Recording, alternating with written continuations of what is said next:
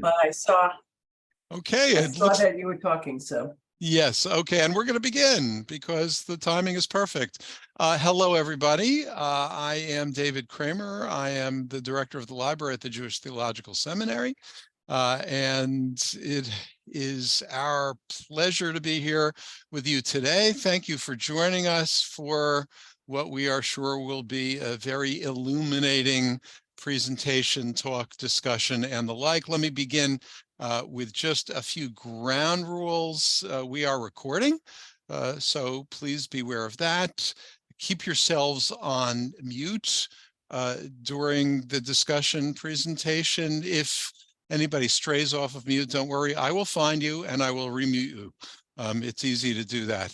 So, you know, do your best, but if for some reason we can hear you, I'll find it and remute. Please feel free to send questions via the chat, but I do ask everybody not to carry on conversation through the chat. You know, don't say hello to your friends and neighbors. Send them emails or texts otherwise, because the chat can show up as a distraction for those who are presenting. So those are the basic ground rules, and let me then step back and say that we at the Library of JTS have, as you know, the pleasure, the privilege of offering these series of book talks from a wide variety of different publications. What holds this all together is that we feel that we've got something significant to share with you. It's a significant publication of Jewish interest, and that is surely the case with the book that is to be discussed today. Eitan, I thank you for having come to me months ago and said, you know, we should really do a book talk, some kind of event with this, and you actually proposed that we do it either in person or hybrid, as I recall. Well, one or the other of those was the choice. The timing didn't work out, and frankly, we've had better we've had better success with doing book talks online. More people are able to make it from different time zones, from near and far, and that is the case today as well. So Yossi, I just want to begin by welcoming you and thanking you. I'm going to let Eitan do the official introduction. This book is just, you know, I mean, packed with so much illumination in the literal and figurative sense of the word. For someone like myself who's not in the field, there's so much here to learn, and images which in the past were more than anything else mysteries to me. Just by diving in and seeing the beautiful representations and discussions, I mean, you begin learning, and I think this is a book that probably one will never cease to learn from, and so therefore a very significant contribution both within the field and beyond. I also want to say on the part of the library that I know that you've been in contact with us in relationship to this book. Say again? Ben Byte. Yes. So we're very appreciative of that. And I actually had a library staff meeting just a little while ago, and people were expressing their gratitude to you for helping to do a little bit of processing, a little bit of cataloging of some of the Ilanot that we own, that we needed additional wisdom on, and you were you were kind enough to offer that wisdom. So let me thank you publicly for that. And now, Eitan, I'm gonna spotlight you for the official introduction. Wonderful. Thank you, David. And it's really it's a special honor to be able to introduce and be in dialogue with my esteemed colleague, Professor Chajes, Professor Yossi Chajes. I've known for a long time, and really a joy. And just to echo at the outset, what a beautiful book this is, filled with so much rich, deep erudition and knowledge and analysis, and also such a treasure itself of Jewish art, in addition to bringing Jewish art into conversation with the study of Kabbalah. And it's actually even one of the questions I wanted to ask you. So what we were thinking about, I want to first well, let me first, I'll first give a little introduction for everybody so they can properly appreciate who you are in the world, in the world of scholarship and so forth, and then I have several perhaps leading questions that can pave the way for you talking about this treasure of scholarship that you've produced. So Professor J.H. Yossi Chajes received his PhD from Yale, is Sir Isaac Wolfson Professor of Jewish Thought in the Department of Jewish History at the University of Haifa. And he's a former recipient of Fulbright, Rothschild, Wexner, Hartman Fellowships, and has been a visiting professor at many distinguished institutions, including our own JTS, and has been a fellow at the Katz Center for Advanced Studies at the University of Pennsylvania and the Institute for Advanced Studies at Hebrew University in Jerusalem. Sits on the executive board of the World Union of Jewish Studies, representing the fields of rabbinics and Jewish thought. Professor Chajes's research focuses on the intersection of Kabbalah, magic, and science in Jewish cultural history. He has written on spirit possession and exorcism, ego documents, have to do with writing about the self, women's religiosity, Jewish attitudes toward magic, and most recently on the visualization of knowledge. He co-edited the visualization of knowledge in medieval and early modern Europe. Chajes's first book, Between Worlds, Dybbuk's Exorcists and Early Modern Judaism, published in 2003, was listed by the Wall Street Journal as among the top 5 books ever written on spirit possession, alongside Aldous Huxley's The Devils of Loudun. So yeah, I have to hear about how your work also goes alongside the Doors of Perception or something. That's the second. But it's a beautiful and important book, and a subject I'm also very interested in, and for the past this book has already received the Kabbalistic Tree, his most recent book, which is published by Penn State University Press. Has been lauded by a great many scholars and reviewers and readers, describing it as a monumental achievement that will be valuable to scholars and general readers interested in Judaism, religion, and art history. And many other luminaries, to use the illumination motif again, in our field and of Kabbalah and in related fields, have really been singing its praises. In the past decade, Professor Chajes has directed the Ilanot Project, which really is the culmination of that of that project, an ambitious and unprecedented attempt to research the history of Kabbalistic diagrams and the Ilanot genre in particular, which is we're going to be talking about, and it's been funded by 4 consecutive Israel Science Foundation research grants. And really there's just a tremendous amount of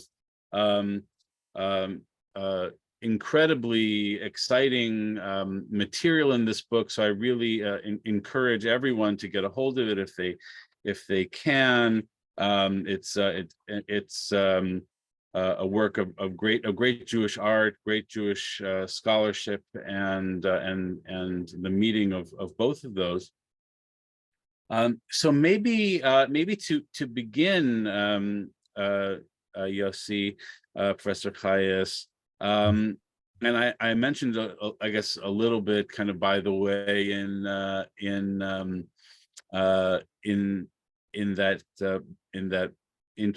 bio intro, but for those who don't know, what is this book about, right? And I think also intriguing to people, even to say up front, the title, the Kabbalistic Tree. When we say what do we mean when we say Kabbalistic Tree, and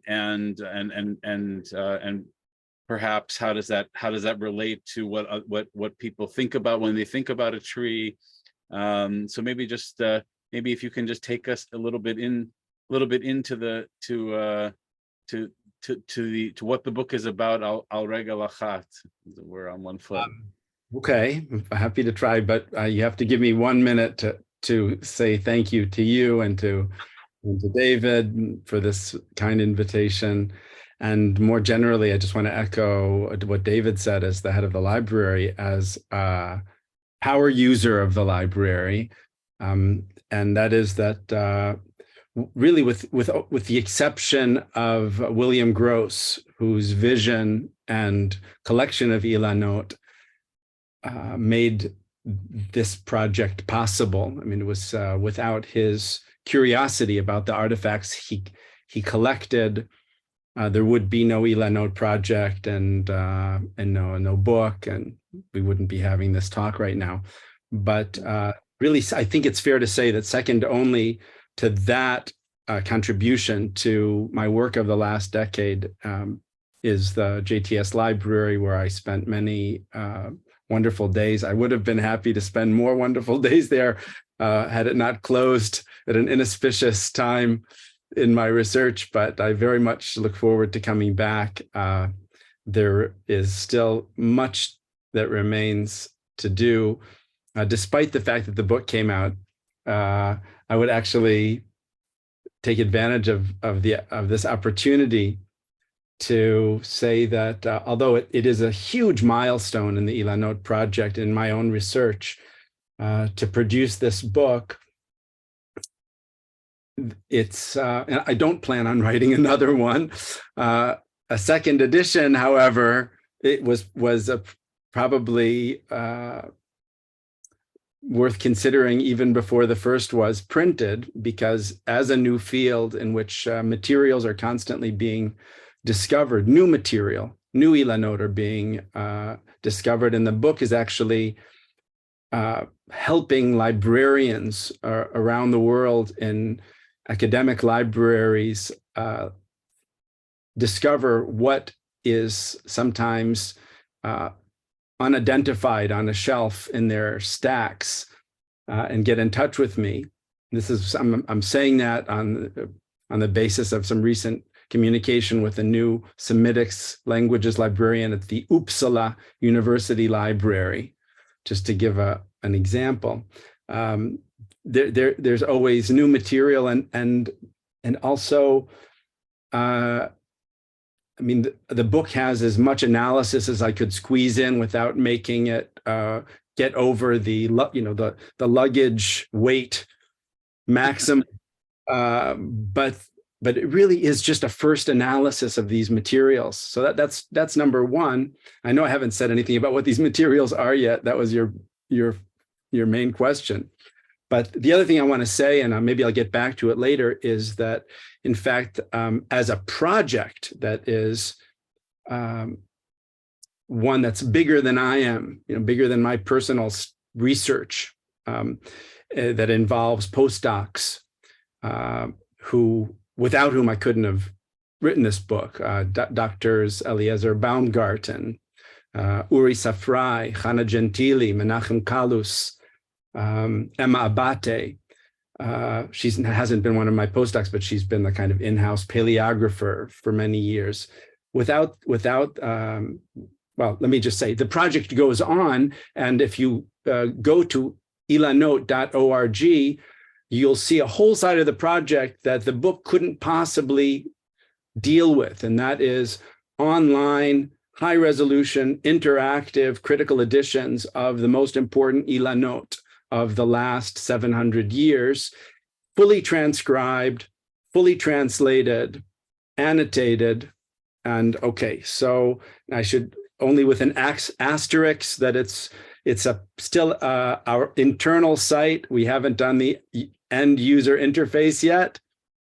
So not everything looks good just yet, and not all of the translations have been uploaded just yet. But if you want to dive into the study of Ilanot, even without a strong background in Kabbalah, but just to kind of go explore and play, you can already do that with the Ilanot of the classical era of Kabbalah.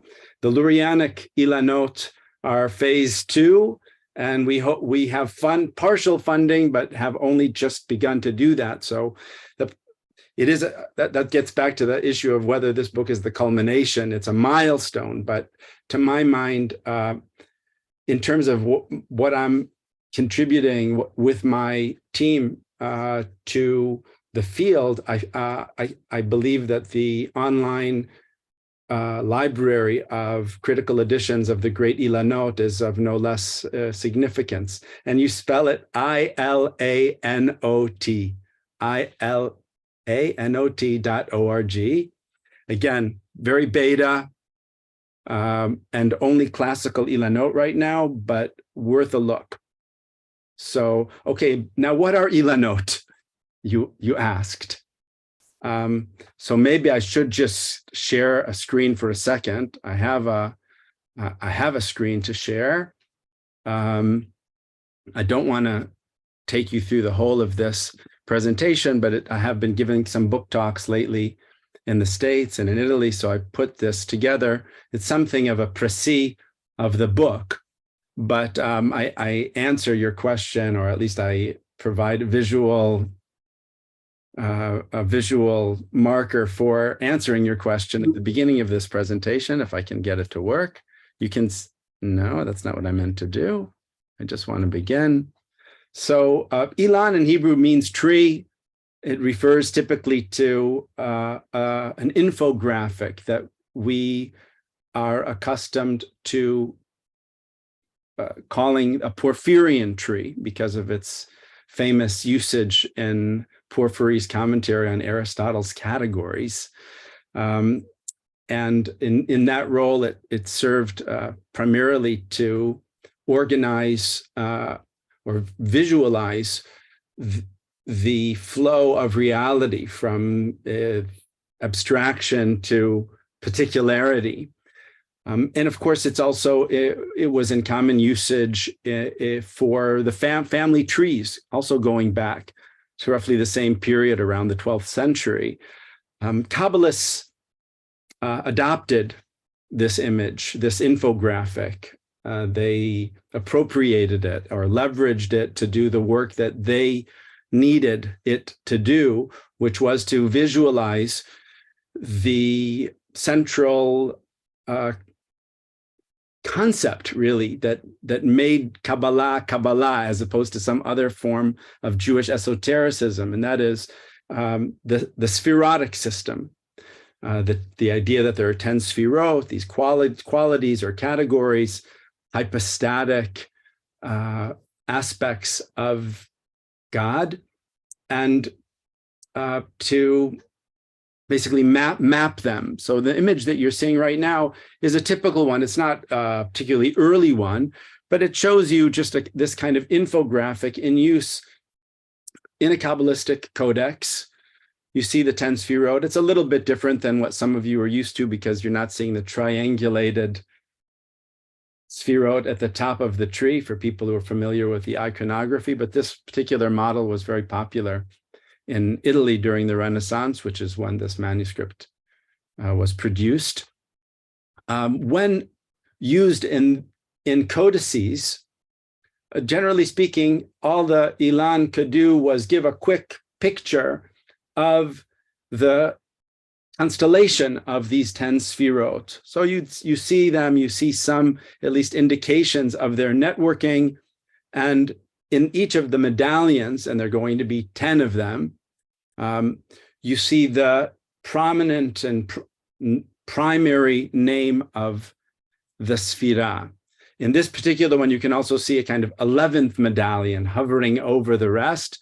And that one is in black and white, black on the bottom, white on top. That medallion represents Ein Sof, the infinite that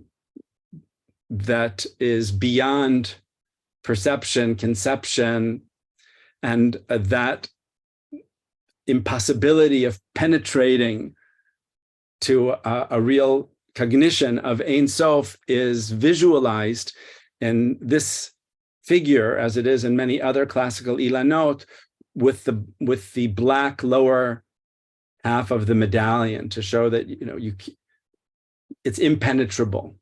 So this is the basic infographic,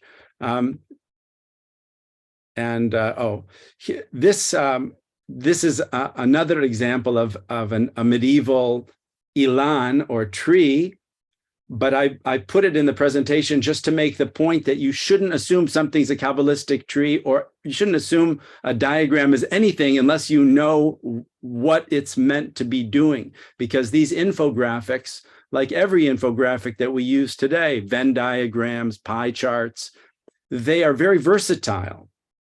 So don't think that because of the familiarity of the iconography or the morphology of an image that you know what it means. You have to read the texts around it, the texts embedded within it, and only then might you be able to say something about what that diagrammatic image is doing.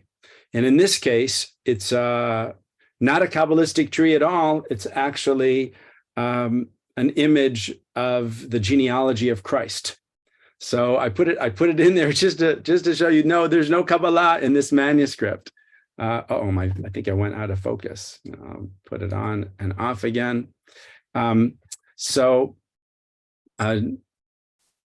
Things are not always what they seem. But to get back to finally answering your question, this is already a very basic, but nevertheless characteristic classical Ilan. And the difference between this and the first image I showed you is that the Kabbalist has taken, or the scribe Kabbalist has taken the basic figure, the schema, transferred it onto a larger medium. Usually that would be a sheet of parchment, and then leveraged the real estate afforded by that medium to transform the image into something that is much more than merely a figure that represents the constellation of the Sefirot. In this form, where you see again that 11th medallion of Ein Sof, and then you see, in this case, the more familiar triangulation of the top 3 Sefirot and the 7 lower Sefirot, you can see that in addition to the main name of the Sefirah, you have what are known in Kabbalah as the kinuyim, the appellations of the Sefirot, which really are the kind of the keys to the kingdom. If you've got these codes, you can go to scripture and you can go to nature and you can read them through the Kabbalistic prism. So at the very least, what you have here is a kind of introduction to the Sefirot. More abstract or general information about the Sefirot and about the system can be found inscribed in the spaces within the diagram, outside the diagram. So there's really a lot to work with here. And this is a relatively sparsely inscribed ilan, but just gives you a sense of the kind of fundamental artifact. Maybe I should stop here and come back to you. I'll even stop the share and let you.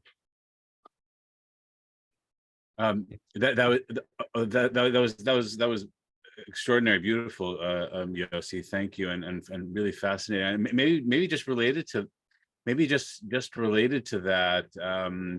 and certainly you could do it in while continuing to show people some of the beautiful art as you go. I think that's wonderful. I was also really struck, and I think that this is part of what you were saying, right, of how the Ilanot diagrams also functioned as essentially, right, images of God, right? You said at one point in the book, right? Even though there's been all kinds of debate about the whole question of the aniconism, or can we talk about the image of God?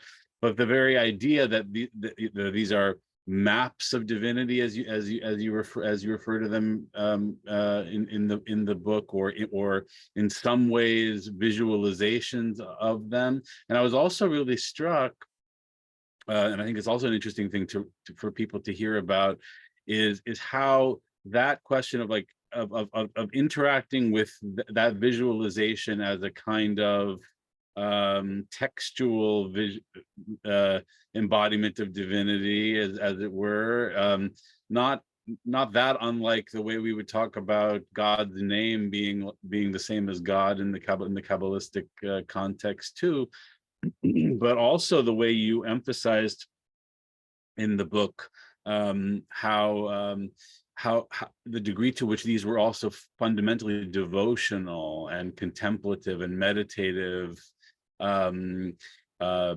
maps, instruments, modalities. So that kind of the dialectic between visualizing divinity through this, through these models, right, on the one hand, right, and whatever provocative nature that might evoke in some, and how that relates to the contemplative mystical engagement or spiritual devotional engagement in prayer, right? I think you quoted Cordovero specifically about that, the 16th century Ramak, Moshe Cordovero, and others. But that's just a prompt for you to take it where you'd like.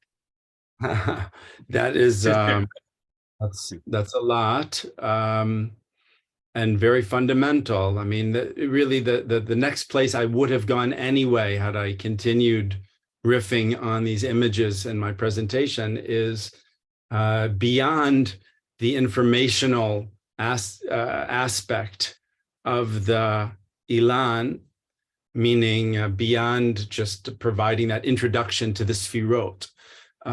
You have performative artifacts, and the question is, what how does that performance work, or what kinds of performances are we talking about? And that's a conversation that I actually like to begin on the basis of a very simple insight into the ilan as a material text, and by that I simply mean let's ask ourselves what it means that Kabbalists in the 14th century decided that they should create artifacts on parchment, on large pieces of parchment, when they could have used other media. They could have and did provide much of the same information in conventional codex books. And the simple point that I like to make since the day when the penny dropped for me was that by the time Kabbalists invented Ilanot, every engagement with parchment in Jewish culture was a ritual engagement. This is way past the time of the abandonment of scrolls. By the way, I shouldn't. What I just said now was imprecise. There were books written with parchment rather than paper. I'm not speaking about parchment. I'm speaking about a scroll. When a Jew uses a scroll in the 14th century and later, they're clearly not doing something that is simply learning. If you want to learn the weekly Torah portion, you don't get your Sefer Torah and start rolling it to the Parsha. You just open a Chumash. So the same with Kabbalah. You don't need scrolls. But anytime a Jew has a scroll, whether it's the Sefer Torah or the Tefillin or a mezuzah or an Esther scroll, they're performing, they're operating. And so that now the question is, what's the operation? So unfortunately, as we know, since Sholem flagged it in the introduction to major trends, Kabbalists are a bit reticent about talking too much about themselves and their subjective takes on their practice. And I think one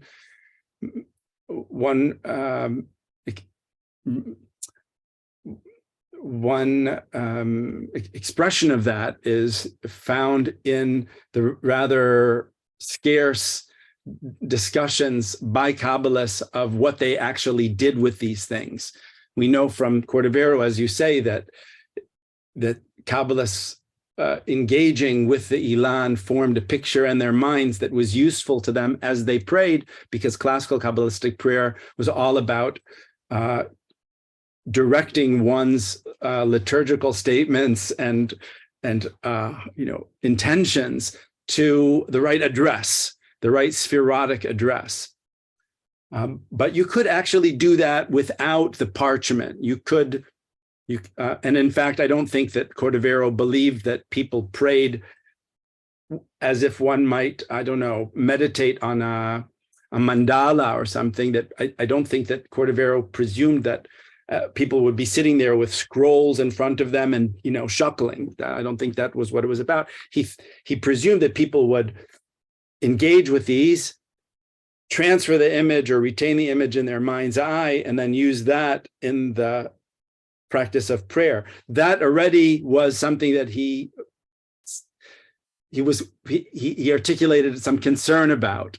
He thought maybe it was too corporeal, was corporealizing divinity too much to have such an image in mind when praying. But he got over it.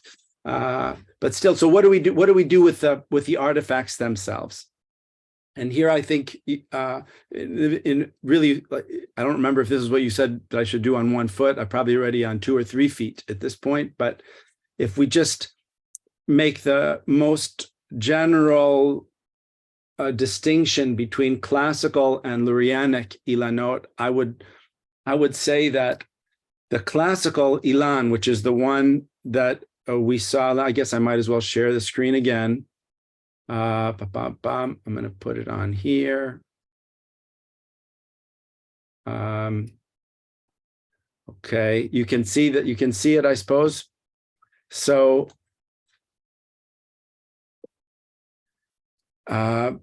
this is an Ilan in a codex, but just to give a sense that even in a codex, there could be a performative aspect to the engagement with one of these diagrams. If you'd like, I can talk a bit more about it, but I wanted to get to kind of the main point of your question. This classical Ilan, which is a wonderful and early example of a classical Ilan on parchment that's now held in the Vatican, I believe it's most appropriate to think of it performatively in talismanic terms, which really means that it's an image presumed to make present that which it represents visually. So, and it does so in a map-like manner, but not in a map-like manner that is anything like our modern experience with Google Maps, for example, to get from point A to point B, but rather in the medieval or early modern sense of maps as iconographic representations of space that make that space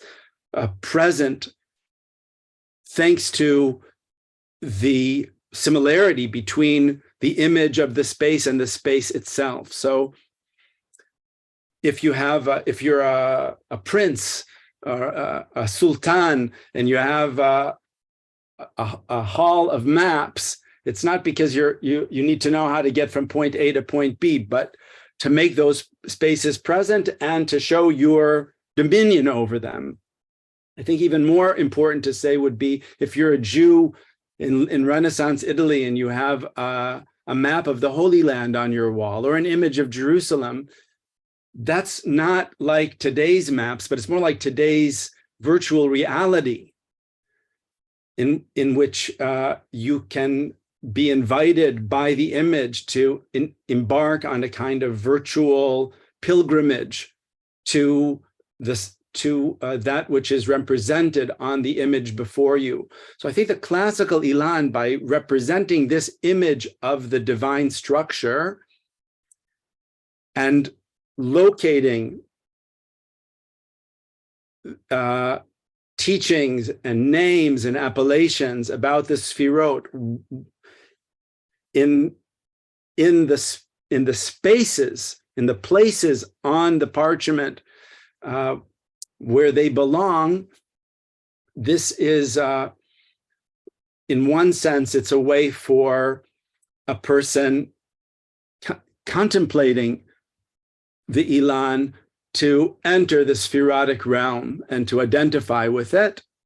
It's also a way of making the divine depicted on the Ilan present in the space occupied by the Kabbalist, just like having Jerusalem on one's wall might do in the mind of its pre-modern owner.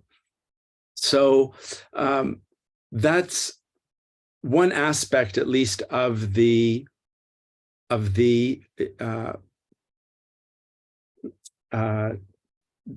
devotional or performative deployment of an Ilan.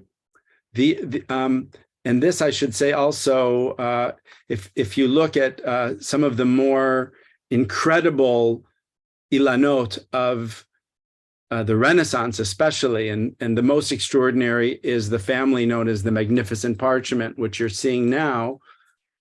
These parchments are rolls that typically were created out of 5 or 6 sheets of parchment that go to about 10 feet or so in length and have approximately 33,000 words of Kabbalistic texts taken from the Kabbalistic library circa 1500 in Italy. This is clearly not the most practical way to learn these texts, but there's no question to me that the experience of engaging this parchment or gazing upon it, or even simply having it in one's space, would have been perceived as talismanic and making present these aspects of the divine which are depicted on it through these many schemata that you find throughout. I should say one thing that it will sound almost like a contradiction to that everything I've said up until now, at least about the mapping of God, and that is that there's a tension. I don't want to slip into the cliches of aniconism. Jews obviously made these images, and some of them are very anthropomorphic and even jaw-dropping, and I'm happy to show you some of those, time permitting, in just a bit. But what I want to say to complement something I said a bit earlier about the infographic, the tree, is that it is actually a lot like, let's say, a Venn diagram that people are familiar with, in the sense that it's using circles and their relative placement to say something about the relations between different objects, ideas, whatever it is, but it's organizing the ideas without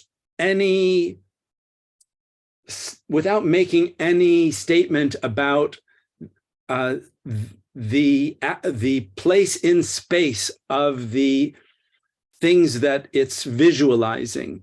So, to put it very simply, if you have a tree diagram, even though it seems like, it's a tree, that sounds very naturalistic, it's a metaphor, the tree of life.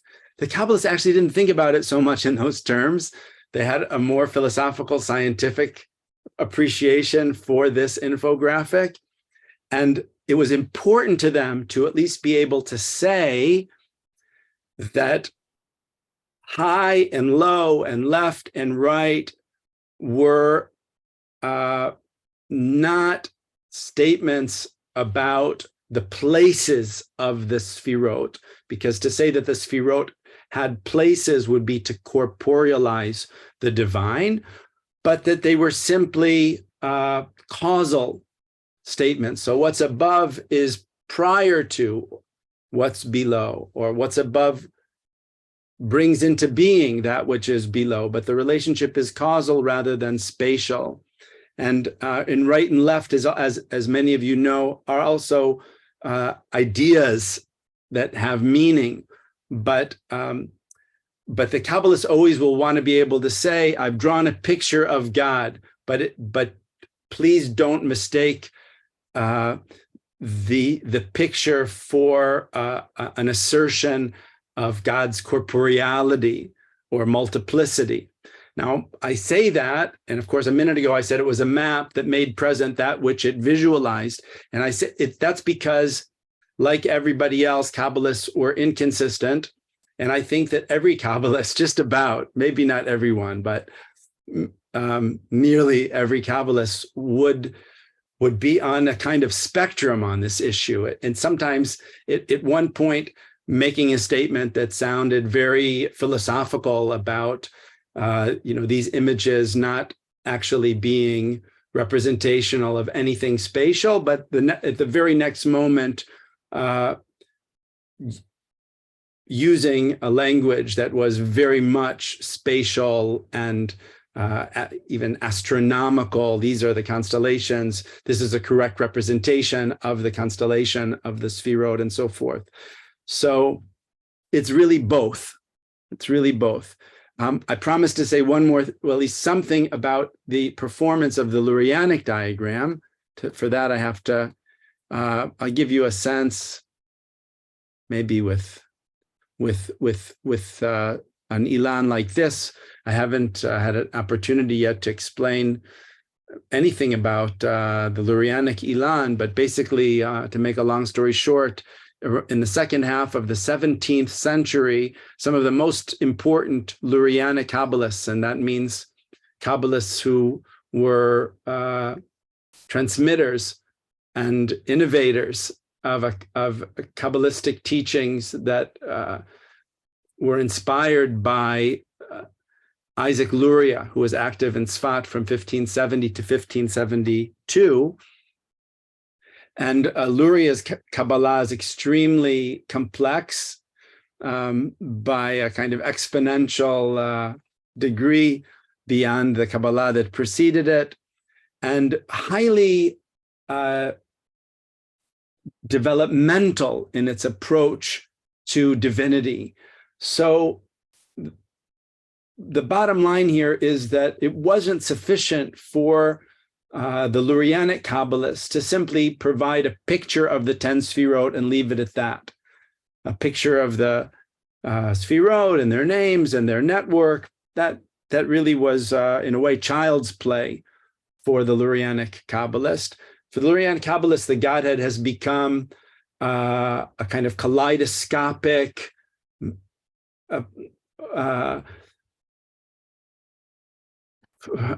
explosion of divine personae that have an interlocking relationship that develops from the highest levels to the very bottom of the world of action, or asiya.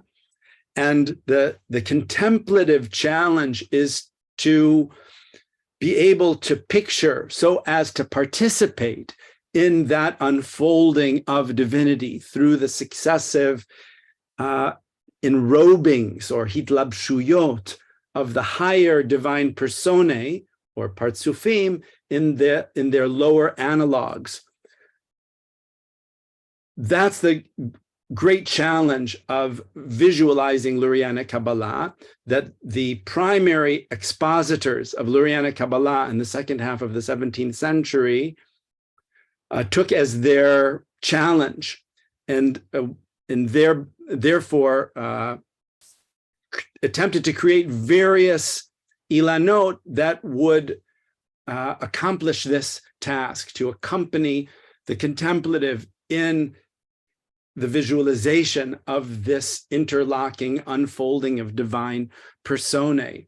And I think that it's fair to say that we still have some map-like features that the 10 medallion spherotic tree is still to be seen. Actually, in the Lurianic Ilanot of this sort, there are 11, because da'at is necessary in order to create the full interlocking picture. But now the maps are dynamic, and the roles are performed in an act of scrolling. They're vertical rather than horizontal like the Torah scroll. But this act of scrolling is fundamentally mimetic and about the participation of the contemplative in the process visualized on the ilan, which is the process of hitlabshuyot in its ideal form. And it's in that contemplation of the perfect unfolding of the world of Atzilut, especially the highest world of emanation in the Lurianic teaching, that one actually participates in tikkun, in the enhancement and reparation of the divine. So this, I would say, in a nutshell, is less of a map and more of a timeline, and its performance is in terms of the physicality of the performance, it's based on scrolling, on the mimetic experience of scrolling while activating one's sacred imagination. So that Eitan, if you don't mind, we've got a number of very interesting questions from viewers, from listeners, and I'd like to get to a few of them. And we try not to go too far over an hour. So I'm gonna, Yossi, give you a couple of them at a time, and maybe you can provide some quick answers to them. First one is very basic, foundational. Who created these? Were they scribe artists for patrons? Did individuals create these Ilan manuscripts for themselves? So maybe you can comment on that. The second is, can you say something about the texts that are used in the Ilanot? Obviously, some of what we've seen are just packed with words and words and words around the diagram. So please say something about those texts. Okay.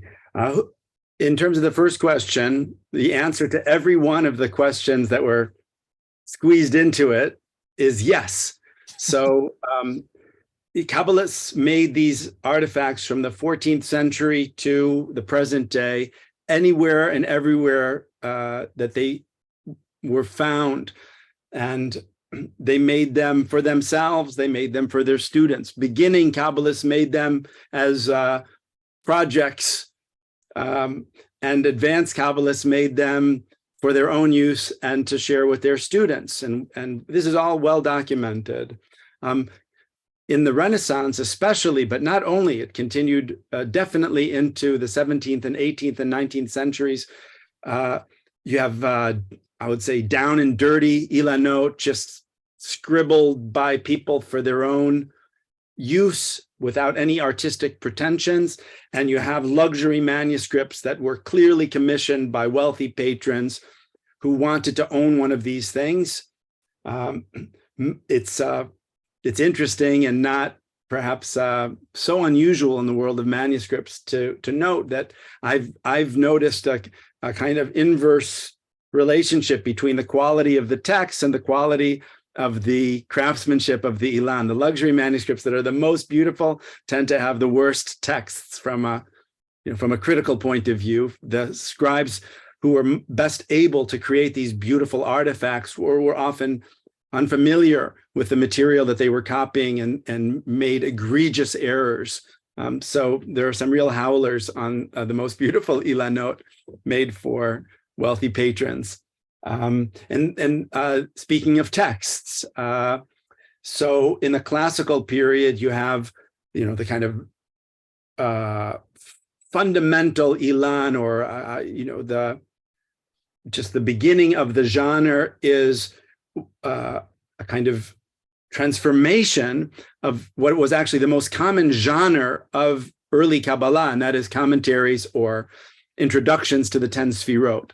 So the earliest Ilanot present one such text with this medium. And some of the introductions to the Sfirot we know were actually copied from Ilanot into codices. So there's some movement in both directions there.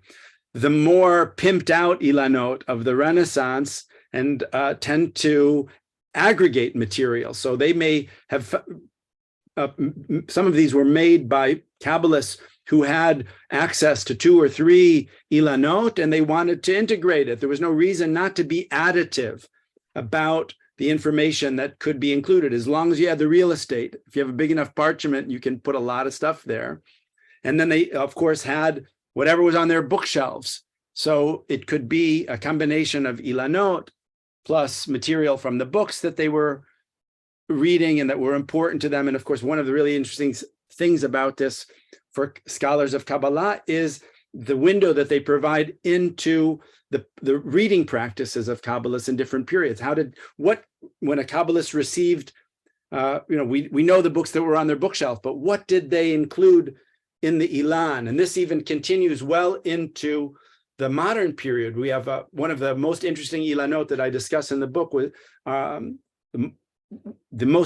of the most interesting Ilanot were created around 1700 in Baghdad by a rabbi named Shanduch. He made Ilanot that were over 30 feet long.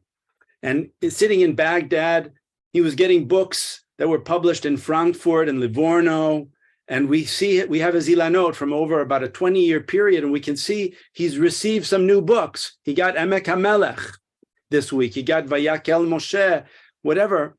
And so what did he think was important? What did he want to bring out of these books and include in his Ilan? So it's fascinating also from that point of view. So you have basically in all the periods of the Ilanot, an incorporation of Kabbalistic libraries, Kabbalistic sources,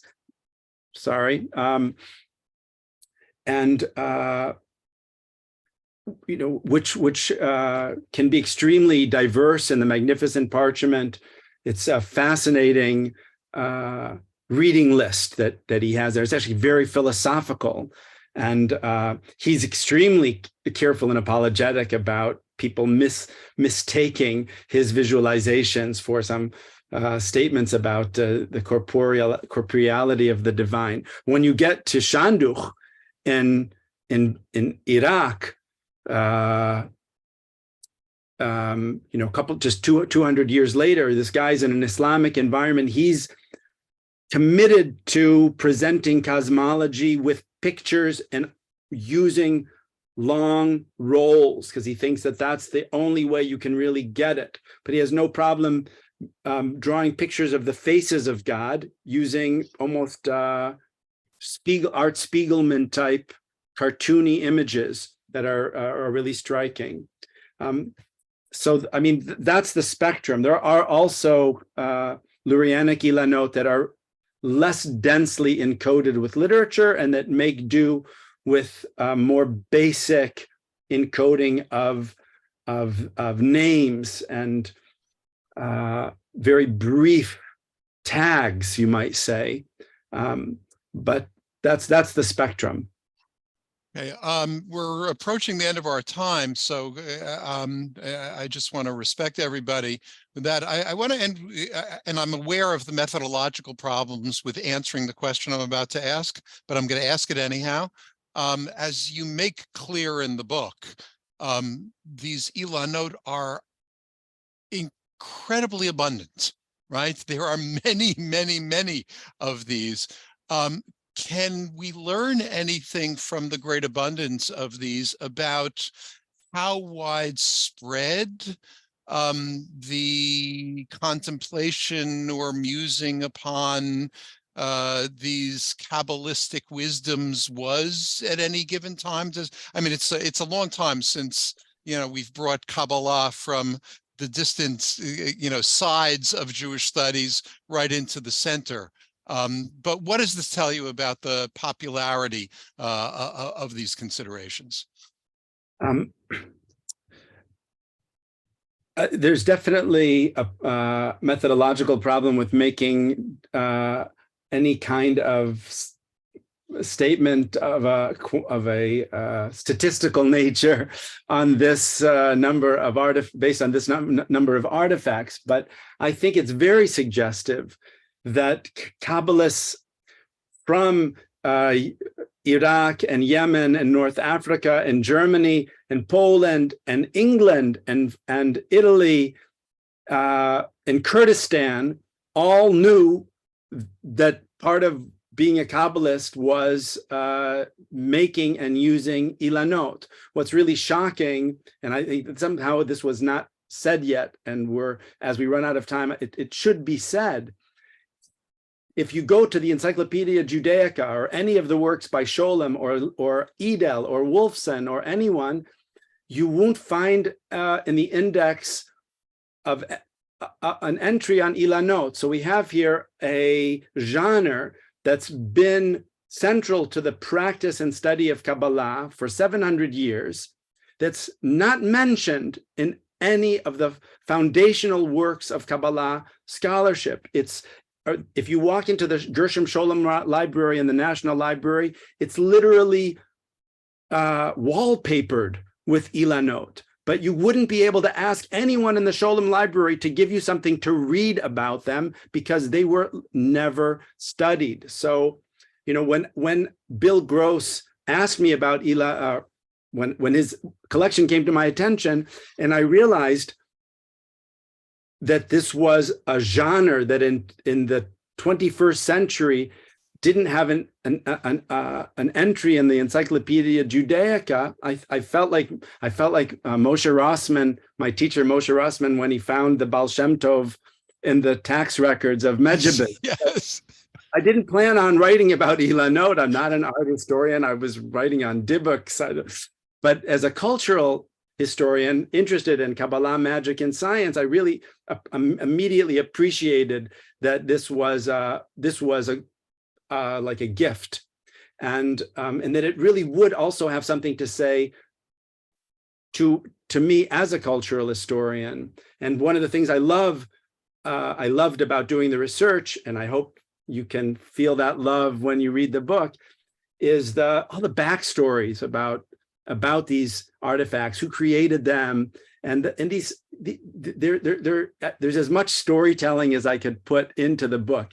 If you really want to study Ilanot, you go to the website, but to just enter the world and get a sense of the actors and their diversity and the things that they thought to visualize and how they visualize them, and why a Kabbalist in Yemen would picture the Sfirot like a Yemenite bride, and these kinds of things. That was the real fun for me, and of course the research that enabled me to come to places like JTS, where I found some extraordinary artifacts, including an unknown autograph of an ilan made by the Ramchal, Moshe Chaim Luzzatto.